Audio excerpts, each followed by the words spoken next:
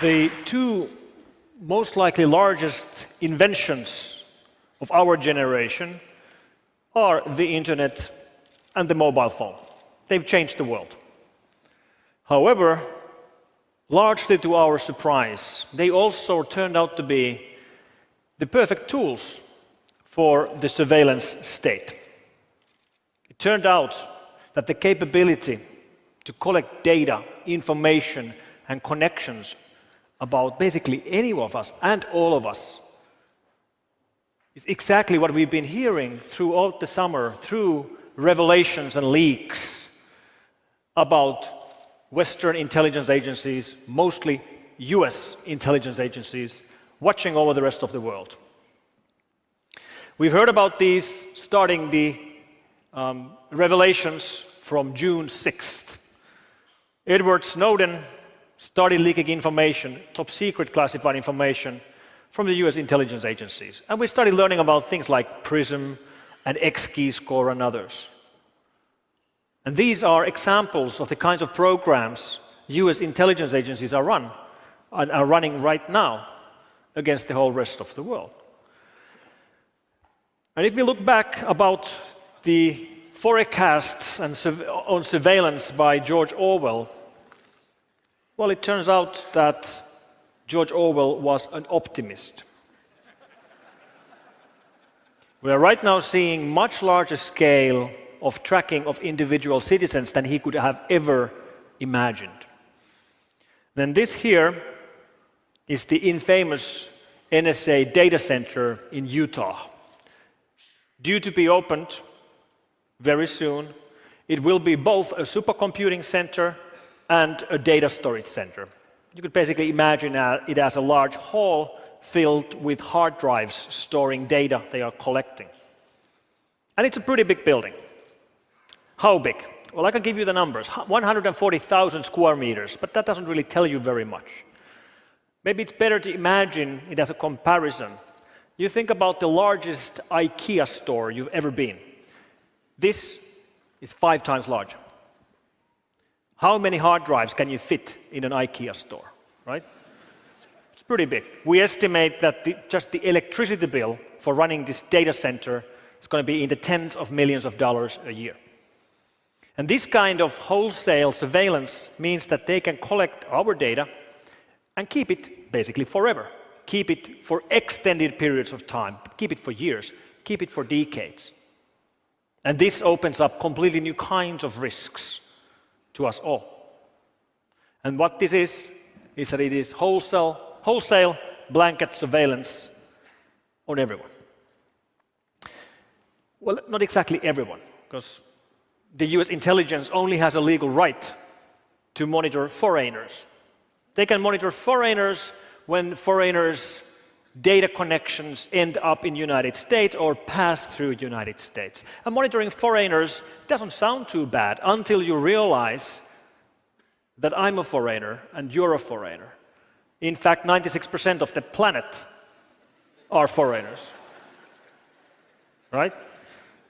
So it is wholesale blanket surveillance of all of us who use telecommunications and the internet.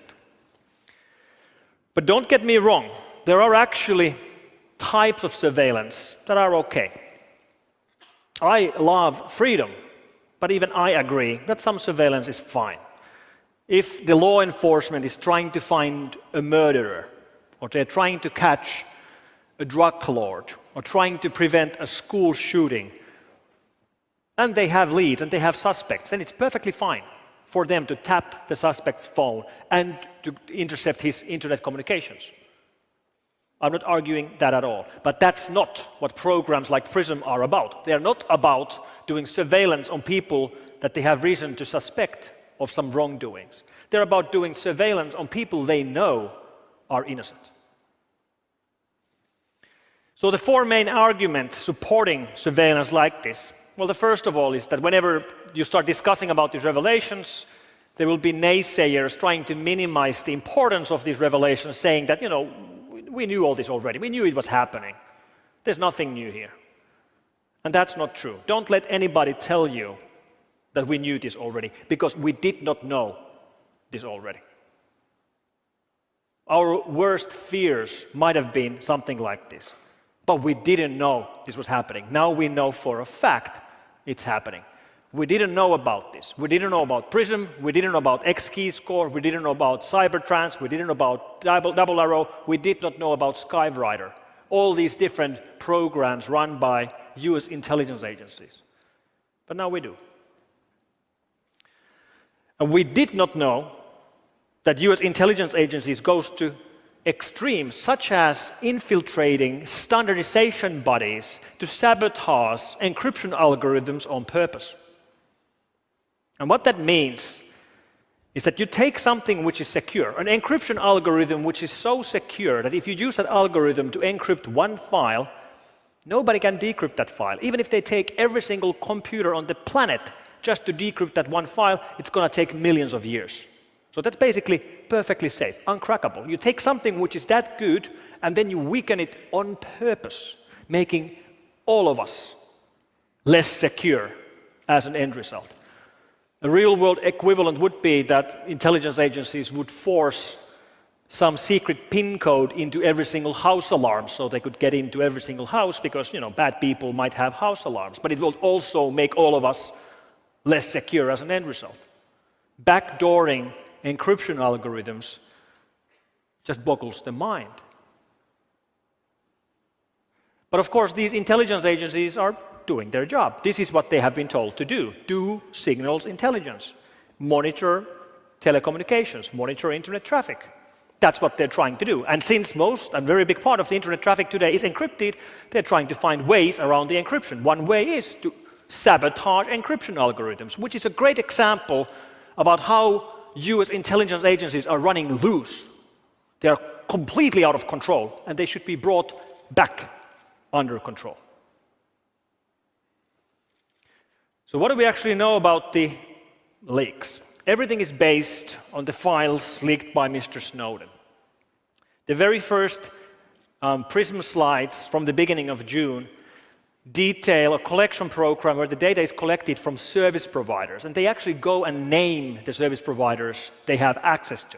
They even have a specific date on when the collection of data began for each of the service providers. So for example, they named that collection from Microsoft started on the 11th of September 2007, for Yahoo on the 12th of March 2008, and then others, Google, Facebook, Skype, Apple, and so on. And every single one of these companies denies. They all say that this simply isn't true, that they are not giving backdoor access to their data. Yet, we have these files. So is one of the parties lying, or is there some other alternative explanation? And one explanation would be that these parties, these service providers, are not cooperating. Instead, they've been hacked. That would explain it. They aren't cooperating, they've been hacked. In this case, they've been hacked by their own government.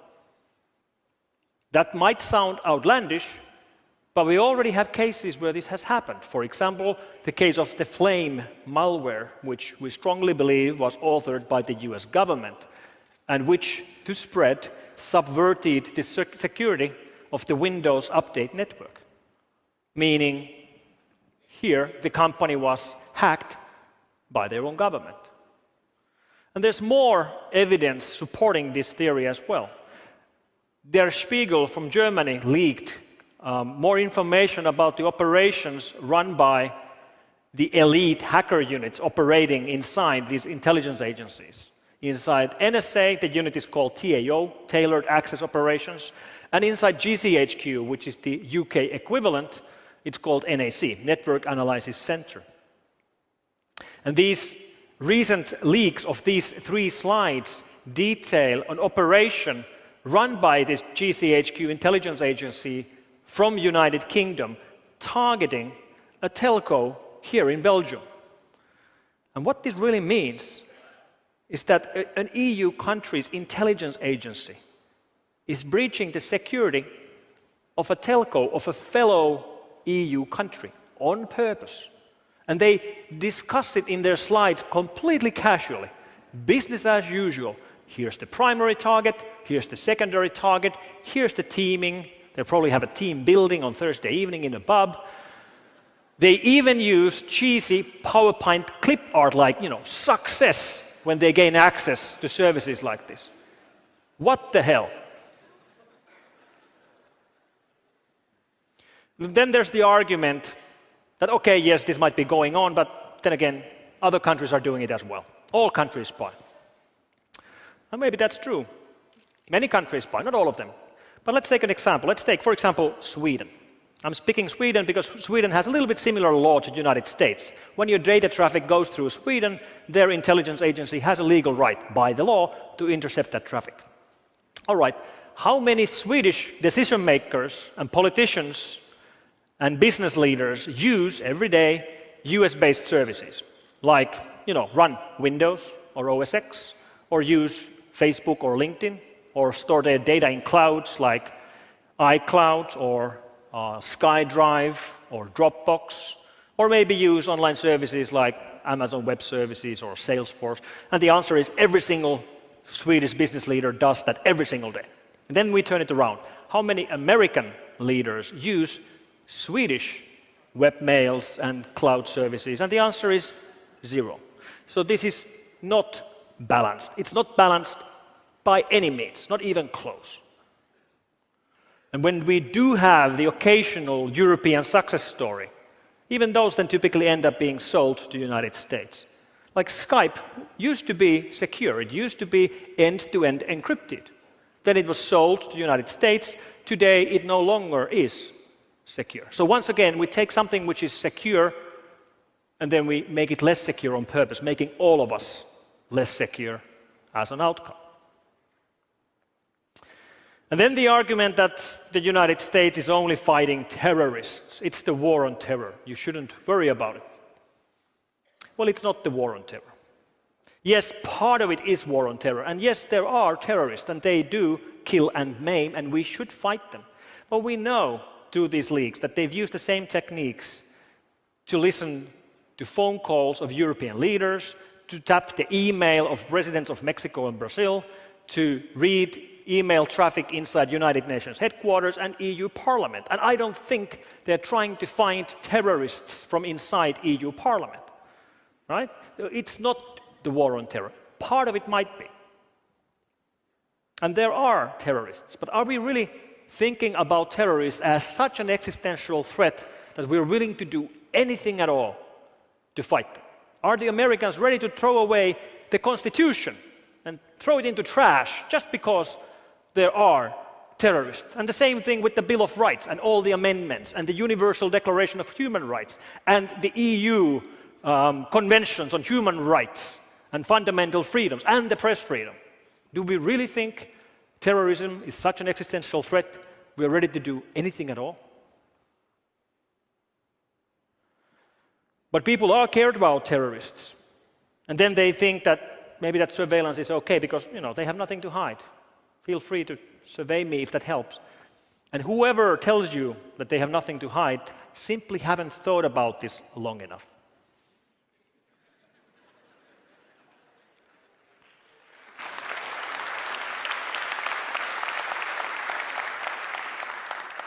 Because we have this thing called privacy. And if you really think that you have nothing to hide, please make sure that's the first thing you tell me, because then I know that I should not trust you with any secrets, because obviously you can't keep a secret.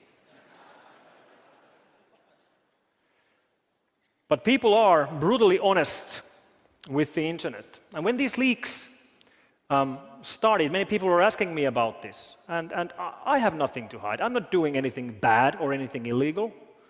Yet, I have nothing that I would in particular like to share with an intelligence agency, especially a foreign intelligence agency.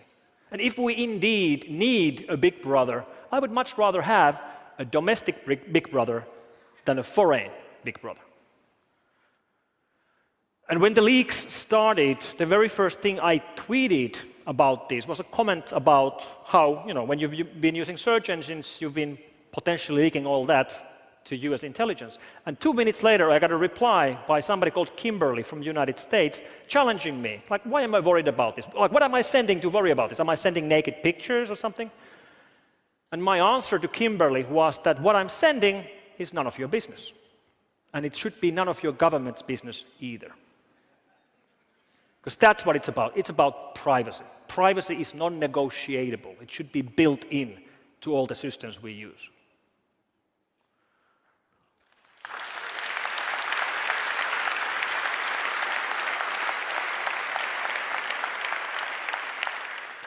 And one thing we should all understand is that we are brutally honest with search engines. You show me your search history, and I'll find something incriminating or something embarrassing there in 5 minutes. We are more honest with search engines than we are with our families. Search engines know more about you than your family members know about you. And this is all the kind of information we're giving away. We're giving away to the United States. And surveillance changes history. We know this through examples of corrupt presidents like Nixon. Imagine if he would have had the kind of surveillance tools that are available today. And let me actually quote the president of Brazil, Ms. Dilma Rousseff. She was one of the targets of NSA surveillance. Her email was read, and she spoke at the United Nations headquarters, and she said, if there's no right to privacy, there can be no true freedom of expression and opinion, and therefore there can be no effective democracy. That's what it's about. Privacy is the building block of our democracies. And to quote a fellow security researcher, Marcus Ranum, he said that the United States is right now treating the internet as it would be treating one of its colonies. So we're back to the age of colonization, and we, the foreign users of the internet, we should think about Americans as our masters. So Mr. Snowden, he's been blamed for many things. Some are blaming him for causing problems to the US cloud industry and software companies with these revelations. And blaming Snowden for causing problems to the US cloud industry would be the equivalent of blaming Al Gore for causing global warming.